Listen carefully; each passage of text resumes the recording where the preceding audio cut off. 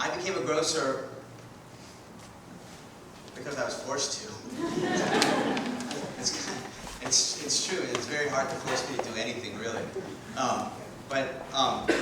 I grew up in it. You know, my father and uncle bought the business in 1964. They were immigrants, and his kids, you know, we had to work there, and it was the life that I knew, the only life that I knew. I feel really comfortable around all these veggies, so I'm glad you have the stage all prime for me.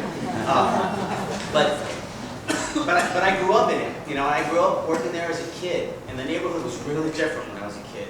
You know, I don't know if anyone was familiar with the Mission District, Dolores Park neighborhood back in the 60s, 70s, and 80s. Did anyone have any sort of contact with it back then? Couple. I mean, you know, Dolores Park was where you went to either score drugs or get mugged. It was your choice. You know, it was really dangerous. As kids, my father would never let us go into the park to go play at that playground. And yet now, it's become kind of like this, you know, the center of San Francisco in so many ways. When my brother and I took over the market in 1997, one of the first things that we did was take down the metal grates that were on the windows of our market. Everyone in the neighborhood thought it was crazy. You know, I mean, growing up as a kid, you know, I was dealing with drug dealers. We had, you know, pimps. We had robberies. I had a gun put to my head when I was 14. I mean, it was a very, very different neighborhood. And it took a grocery store opening up to actually begin a change. At the time, there was nowhere people didn't have any sort of central identity. They didn't have a business that they could coalesce around. They had to travel. You know, they had to go up to the Cala or to the Safeway on the bus or to drive. But when we opened the market, you know, we replaced, you know, Twinkies and Doritos with this. I mean, it's amazing. We look at these beautiful Brussels sprouts and these carrots, you know. I wanted to just like come up here earlier and grab one of those carrots because, you know, I looked at that Bi-Rite bag and go, oh no, that didn't come from me.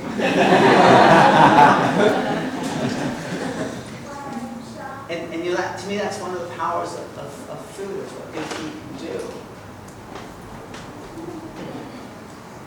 It wasn't long after we opened that more businesses came in.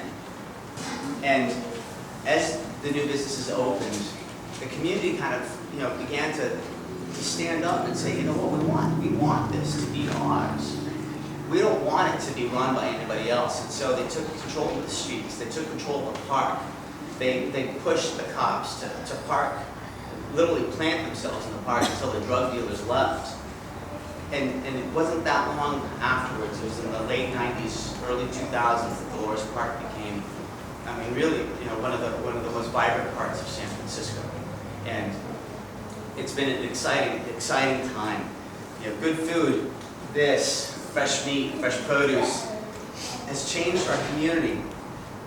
Every day, by providing this food, we're building relationships. I mean, I'm building relationships with you today. I built a relationship with Brian. You know, these relationships are based on trust. I'm selecting this food that's going to go into your body, that's going to feed your kids, right? That's going to either make you really healthy or make you feel like you had a Slim Jim. And you know, we did it not just by selling food. We did it by teaching. You know, we empowered our staff. We spent a lot of time educating them and provide them with the information they need in order to teach our customers how to roast a chicken or how to take those beautiful beans that are in those jars and turn them into soup, you know, so that they can actually make a meal and eat something that's healthy, so they can gather around the table, gather with their family and their friends, and share a meal together. This is something that we forgot how to do. We spend so much time in our cars, at our desks, at places other than the table.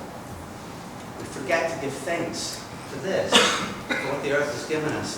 And it's important that we do that. We have to inspire it every day at Bi-Rite. You know, that's you know what we do, and I love it. And I'm itching to see this happen here in Oakland. I'm itching to see people's community market open up, you know, to provide, you know, this amazing food, this amazing opportunity to teach to people that deserve it, to people that need it. it's you know, to me it's like one of the most exciting things about what I do is not only feed people, but to empower them, to give them information, to teach them, give them the confidence to be able to go home and actually do something that's going to make them feel good. Because in the power of feeding people, you're feeding yourself. The sensitivity to culture, to the various cultures, and to the social needs that West Oakland has and needs. And I knew that they were so woven into the fabric of this community that there was going to be no way they would not succeed. You know, and he got me really fired up. Because, you know, if there's one thing that I've seen is that a grocery store is something that every community needs. It's something that every community deserves. You know, and when he told me about the dearth of fresh food in Oakland, in West Oakland, the western part of Oakland, I was like, God, man, this is crazy. We gotta do this. We gotta do it now. You know, and he's been working diligently at it. And I'm blown away by the team that you put together. You know, it's an amazing crew. I can't believe you scored Bill Fujimoto. He was like the best produce guy in the country, probably. I mean, I look to him as a mentor.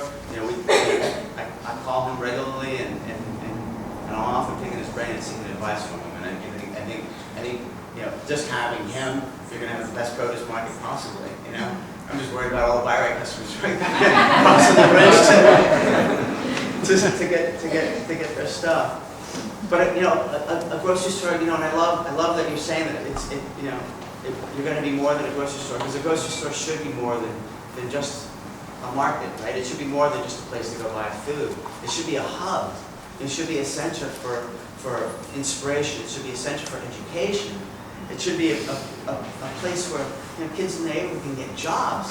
It should be a place where, you know, people in the community can make food and sell it. It should be a place where farmers can drive up and say, hey, you know, I've got 100 pounds of peaches. Do you want them?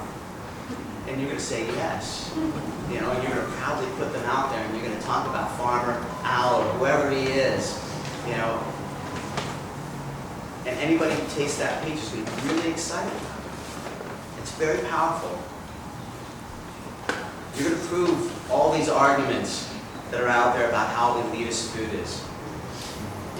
And I'm excited that you're going to create this model that will hopefully inspire neighborhoods around the country that don't have a great grocery store to do the same. Because it needs to happen.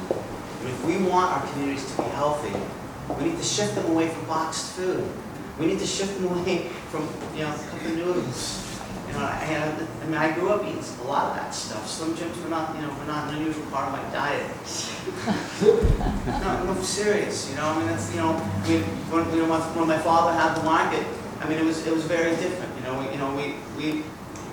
They made business on selling cigarettes and beer and liquor and, you know, Slim Jims and Twinkies and Doritos. You know, and oftentimes if we were hungry or wanted a snack, a Slim Jim was going to fill it. You know, it was either that or Vienna sausages. But I'm glad that you're able to provide something that's actually more healthy for everybody. You know, you're going to provide that access that you beautiful women earlier were talking about needing. I love that. You know, I love your stories and your experience and how the community's evolved and has changed. You're going to be a focal point. It's going to be a place where everyone's going to rally around you, where more relationships are going to be built on trust. And you're going to reinstill this pride that's been missing in the neighborhood for years.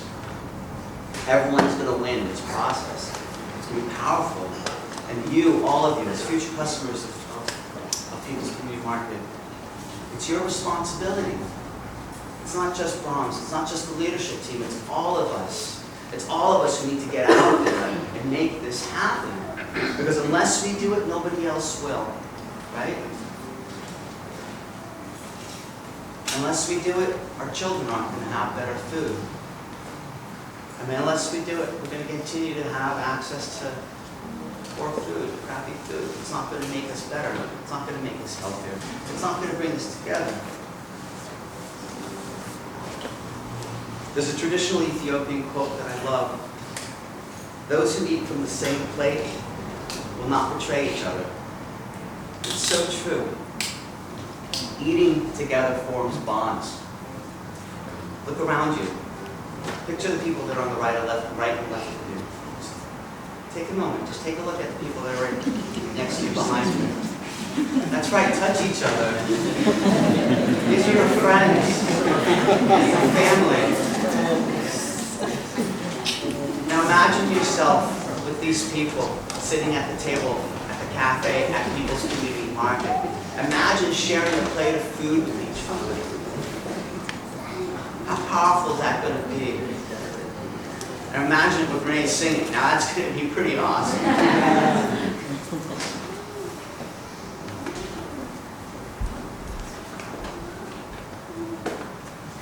You guys have an opportunity to create a community that can evolve, to create a community that can be sustainable, to create a community that's one with each other. And I urge you guys to just get out there and actually, spread the word and to get as many people as you possibly can to support this project, because it's a project that I think is vital, not only for this community, but for communities all around the country.